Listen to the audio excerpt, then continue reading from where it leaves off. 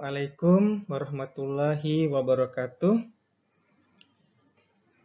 Izinkan saya pada kesempatan kali ini ingin menyampaikan PPD UKTPT dengan mata kuliah Statistika. Saya Bubi Briando, merupakan dosen di program studi D4 Administrasi Keimigrasian Politeknik Imigrasi. Pada kesempatan ini saya akan menjelaskan dengan metode DIA, yaitu Delivery, Interaction, dan Assessment. Adapun outline yang akan saya sampaikan terkait dengan, saya akan menjelaskan deskripsi mata kuliah, Delivery, menyampaikan CPMK dan materi pembelajaran, Interaction, metode pembelajaran, Assessment, sistem penilaian, dan terakhir saya akan memaparkan terkait dengan video pengajaran. Adapun deskripsi mata kuliah yang saya ajarkan yaitu Statistika dengan bobot 2 SKS yang diajarkan pada semester ganjil. Mata kuliah ini berfokus pada penerapan metode statistika yang digunakan dalam analisis data keimigrasian seperti permohonan paspor, kedatangan warga negara asing, dan pelanggaran keimigrasian. Mahasiswa juga akan pelajari terkait statistika deskriptif dan inferensial untuk mengolah dan menganalisis data, serta melakukan pengujian hipotesis yang relevan dalam konteks keimigrasian. Delivery, capaian pembelajaran mata kuliah. Mata kuliah ini diberikan agar para mahasiswa memahami definisi dan konsep dasar statistika, serta penerapannya dalam keimigrasian, menguasai metode pengumpulan data dalam keimigrasian, mampu menyajikan dan mengolah data keimigrasian dengan teknik statistika deskriptif, mampu melakukan analisis inferensial terhadap data keimigrasian, mampu mengaplikasikan software statistik seperti SPSS dalam analisis data keimigrasian, mampu melakukan uji validitas dan reliabilitas terhadap data survei keimigrasian, mampu menyusun laporan analisis statistik keimigrasian yang sistematis dan informatif, serta mampu mengembangkan model prediksi berdasarkan data keimigrasian. Adapun materi kuliahnya antara lain pengenalan statistika, teknik pengumpulan data, penyajian data statistik, tipe dan jenis data statistik, ukuran pemusatan data, ukuran penyebaran data, pengantar statistik inferensial, uji parametrik dan non-parametrik, pengantar penggunaan SPSS, analisis inferensial dengan SPSS, uji validitas dan reliabilitas, serta regresi linear sederhana. Referensi yang saya gunakan yaitu pertama buku ajar statistika dasar yang dalam kesempatan ini merupakan kolaborasi dosen pengajar statistik di Politeknik Imigrasi, antara lain Priyati, Akbar, dan Briando pada tahun 2002 Poltekim Press. Yang kedua, statistik untuk penelitian karya Sugiono tahun 2005 terbitan CV Alpha Beta, dan referensi lain yang mendukung mata ajar statistika. Interaction, saya menggunakan metode kuliah tatap muka atau luar jaringan, luring. Mata kuliah ini juga didukung oleh media penunjang perkuliahan, yaitu menggunakan poltekim.siakadcloud.com. Saya juga menggunakan aplikasi statistik seperti SPSS dan yang lainnya. Asesmen penilaian, adapun komponen penilaian saya terbagi antara 3, antara lain tugas dengan bobot 30%, metodenya individu atau kelompok, UTS bobot 30%, metodenya project paper, UAS 40% dengan metode project paper. Demikian penjelasan ringkas saya terkait statistika keimigrasian. Berikut saya tampilkan video perkuliahan statistika di Politeknik Keimigrasian. Terima kasih. Saya menyesuaikan terus arah pertama. Belum siap kan? Awal ini pembelajaran hari ini. Doa mulai. Doa selesai. Istirahat di tempat. Gerak. Selamat sore.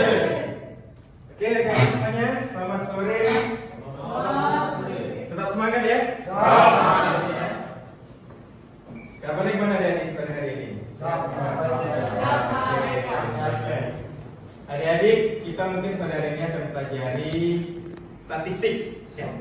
Statistik khusus dalam konteks imigrasian, ya, gitu ya. Jadi kalau adik-adik pernah mungkin melihat angka-angka gitu ya, dimanapun itulah, tak hanya di imigrasi, ya bisa berbentuk data mungkin ya, itu bisa kita olah sebenarnya. Olah dengan menggunakan rumus mungkin dan juga menggunakan metode, ya. Itulah kita gunakan atau kita pelajari statistik ini, ya. Jadi pertama ini kita akan mempelajari apa itu statistik, apa perbedaannya dan apa fungsi untuk di imigrasian, ya. Baik, ke next slide ya. Nah, singkat ya, ini nama saya Pak Bubriando ya, pendidikan saya dibaca sendiri, tamat dari S3 Public Management ya di Malaysia. Oke, next. Oke, mungkin ada yang mau kenal ini nggak dari Taruna 1, Taruna 1 ya, sebelum kita mulai pembelajaran. Silakan. Oke, silakan. Ini Pak. Ya. Selamat sore Pak. Ya, sore. Tahun pertama Politik Imigrasi Angkatan 26. Nama Rizia Fabio dan Yelohe. NRT 2023.009.2.03. Siap, terima kasih Pak. Silakan dulu. Siap. Dari Taruna lagi? Pram. Silakan.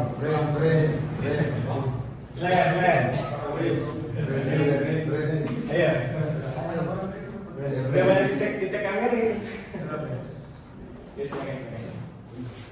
Mohon persilakan di sini mengundi data pertama Politik Indonesia dan Manona. Nama Ashraf Arif Sondra, NRT 2023.354.1.3, Prodi Manajemen Teknologi Keimigrasian asal Kabupaten Bulungan, Kalimantan Utara. Oke, dari Bulungan ya. Sama. Oke. Jadi berarti kita adalah menyatu dari Indonesia semua. Ya. Oke, next ya. Terima kasih atas dirinya adik ya. Sekarang saya mungkin ini adik Bapak ingin menanyakan perbedaan gitu ya. Atau pernah dengar nggak kata statistik dan statistika? Statistik dan statistika. Apa bedanya? Kira-kira. Atau ada yang pernah mendengar statistik itu apa gitu Pak ya? Statistika itu seperti apa gitu ya? Apakah dua kata yang sama atau berbeda gitu? Kira-kira sama nggak nih antara statistik dan statistika?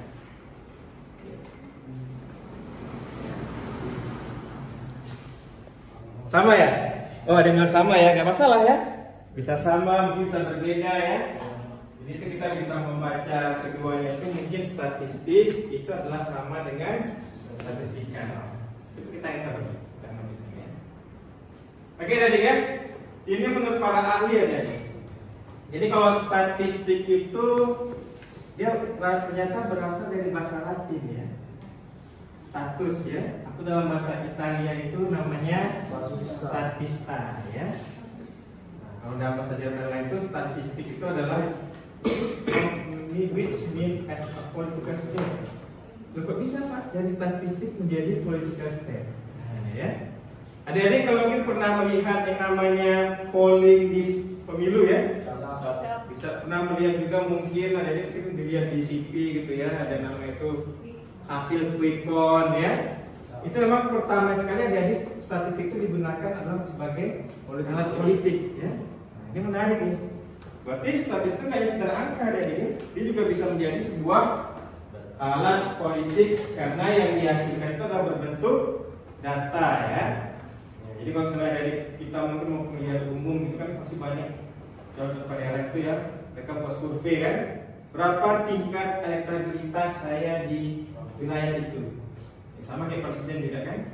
Jadi bisa mengetahui itu, misalnya capres mana ya, kalau di sekarang mungkin pilkada gitu ya di Jakarta, mungkin ada gubernur yang tinggi ya, pollingnya itu bisa digunakan data statistik. Ini menarik ya. Data statistik itu juga sebagai untuk alat politik. Ya. Ini disampaikan oleh Sir Ronald Arthur ya. dari tahun 1890. Ini disebut sebagai is the father of statistics. Ya. Di siapa statistik pertama kalinya? Dia adalah Sir Ronald Raffeson. Ya, sejarah pengertian statistik secara asli, origin of statistics. Next. Oke, dan ternyata berbeda ya, jadi ya. Statistik itu dia kata kuncinya adalah data numerik, ya. Dan statistika itu adalah sebagai sains atau ilmu pengetahuan, ya. Jadi kalau kita belajar di kelas ini kita belajar apa nih? Statistik apa statistika? Statistika, benar ya? Karena kita pelajari angka itu sebagai suatu ilmu pengetahuan, ya. Kalau statistik itu dia hanya berbentuk angka saja, ya. Bisa analisis presentasi, ya. Dari hasil dikira logis, ya. Tentu itu koleksi. Dan statistika itu lebih kepada kita melihat bagaimana data itu diklasifikasikan, ya, ditabulasikan, dikoleksi. Untuk apa? Explanation, ya, menjelaskan. Description, ya, mendeskripsikan. And comparison of phenomena, ya, membandingkan suatu fenomena. Kalau kita lihat di Bitcoin bisa lihat ya, mana yang tertinggi ya, terendah ya. Bahkan di Bitcoin itu ada yang 12% gitu ya. Jadi saya bisa bandingkan fenomena itu kenapa itu terjadi. Karena tingkat elektabilitas itu berbeda antara satu calon dengan calon yang lainnya. Oke, berarti kata kunci ada dua ya. Statistik as a science, statistika as a science, dan statistik adalah as a numerical of data. Jika ada mungkin melihat angka-angka biasa saja tanpa ada maknanya itu statistik ya. 3 misalnya 98% ya. Tapi kalau misalnya data itu bisa menjelaskan elektabilitas calon A sebesar sekian persen, itu adalah sebagai statistika as a science ya. Bisa ya bedakan ya? Statistik kan, statistika. Jadi gimana tanyaannya, apakah sama atau berbeda? Berbeda ya? Antara statistik dan statistika itu sendiri. Oke, next ya. Kenapa statistik penting? Misalnya ada video ini, saya kata bisa diputar sampai sini ya. Kita bisa melihat sedikit ya. Soalnya mungkin nggak kedengaran. Ini ada yang posting oleh Fred, jadi bisa melihat apa yang disampaikan oleh presenter tersebut ya. Alan Smith ya. Jadi ini di bulan April tahun 2016 ya. Dibuat oleh Ted ya. Nah, ini dia. Jadi dalam 100 orang itu ya, 40 orang itu dia buta numerik gitu ya. Jadi dia orang kita ini sekarang bisa juga seperti itu ya. Kita itu selain untuk rendah literasi juga rendah numerikal ya. Apa buktinya? Ada juga kita rendah dalam numerik. Kalau dari PISA itu ya, kita matematika itu masih jauh ya dari negara-negara berkembang seperti Swedia dan Swiss ya. Kemampuan matematika kita ya. Makanya kita masih sangat rendah dalam hal numerikal ya. Itu guys, singkat saja, nanti kita bisa melihat videonya kembali ya. Intinya itu adalah kita masih rendah dalam hal numerik kalau dari disampaikan oleh presenter ini ya.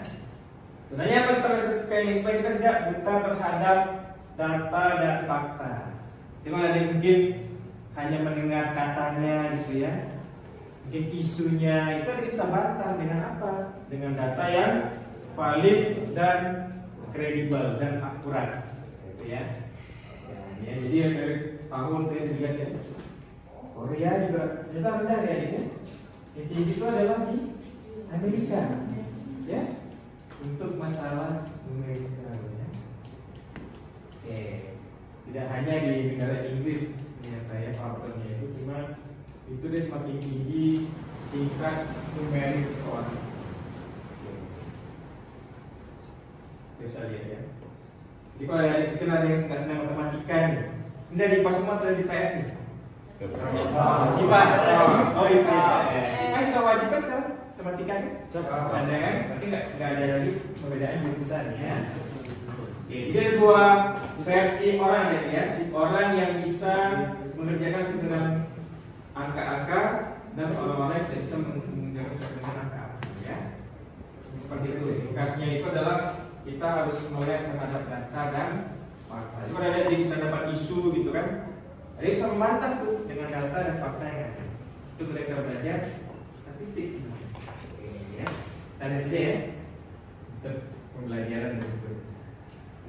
Ini kalian poin pertama jadi apa fungsi statistik pengintegrasian? Ayo, siapa yang bisa untuk menjelaskan? Ternyata di migrasi itu butuh nggak data statistik?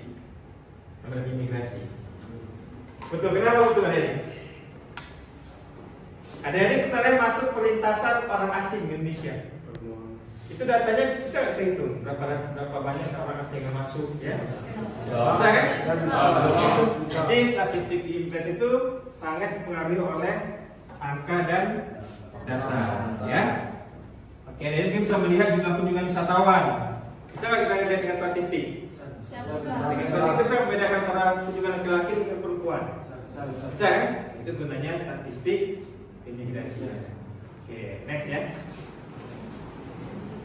Jadi tujuan kita belajar ini adalah memahami konsep dasar statistik imigrasian. Jadi ini bisa membedakan aktivitas statistik dan statistika tadi ya. Mampu menganalisis dengan data statistik imigrasian dengan baik ya. Jadi sekarang main infografis. Ada pernah lihat ya infografis dalam kantor migrasi gitu ya, atau di website ya. Jumlah kunjungan WNI sekian ya. Berapa pelanggaran orang asing ada di suatu wilayah itu sekian. Itu ada di data keimigrasian. Kalau kita di imigrasi di mana itu kira-kira rekornya? Kalau di rekor kita rekor mana? Memang pusat data statistik itu maksudnya. Dirsistik ya, benar ya. Oke.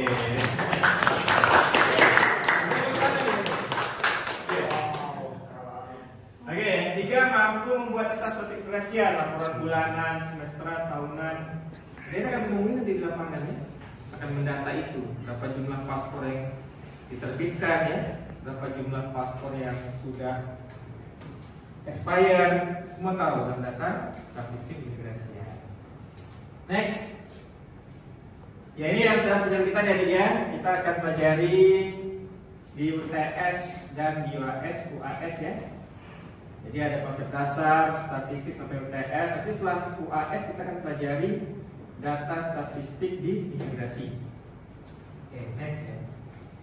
Metode pelajaran kita adalah delivery ya. Saya akan pelajari memberikan pelajaran dalam bentuk PPT mungkin nanti ya. Dalam bentuk hal-hal yang lainnya.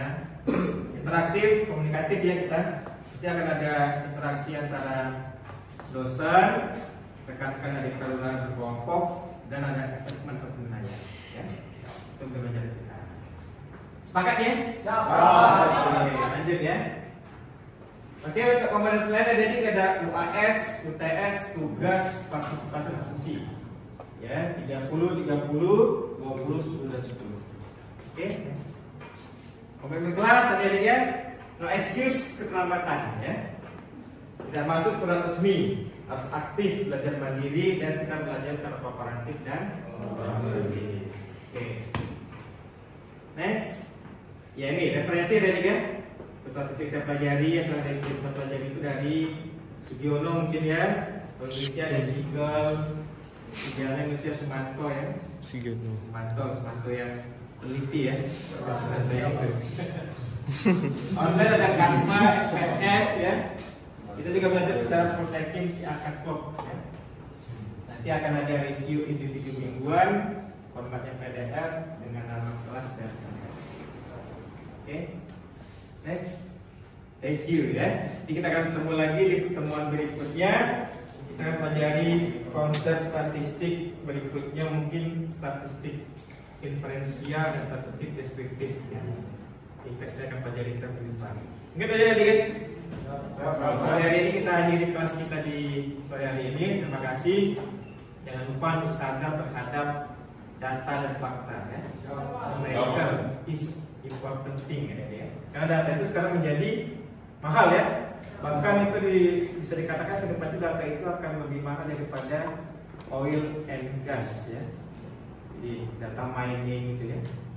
Dia lagi market ini punya tugas untuk mendesain sedemikian rupa.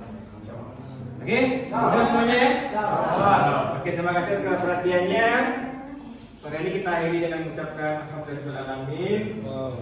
Kelas kita tutup. Assalamualaikum warahmatullahi wabarakatuh. Ya, pimpin langsung ya.